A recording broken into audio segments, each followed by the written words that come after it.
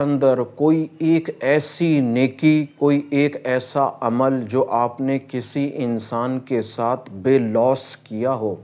اور بے لوث کرنے کے بعد آپ کے قلب کے اندر ایک اجنبی قسم کی خوشی پیدا ہوئی ہو۔ ہم اکثر و بیشتر لوگوں کے ساتھ بھلائیاں کرتے ہیں جس میں سے وہ بھلائی جس کا تعلق بے لوث ہوتا ہے، یعنی کہ وہ عمل میں نے خدا کے لیے، اس کی رضا کے لیے، اس کے تعلق کے لیے کیا ہے، صرف اس کے لیے کیا ہے، اور جب میں اس عمل کو کر گزرتا ہوں تو میرے قلب کے اندر ایک انجانی سی خوشی پیدا ہوتی ہے۔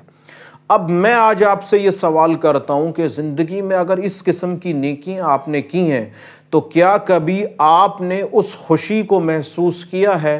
جو ظاہری اسباب کے اندر تو آپ کو کچھ ایسا نظر نہیں آتا، لیکن قلب کے اندر، سینے کے اندر ایک ٹھنڈک سی، ایک خوشی سی پیدا ہوتی ہے؟ وہ خوشی کیا ہے اور وہ کون سی چیز ہے جو ایسا عمل کر لینے کے بعد خوش ہوتی ہے؟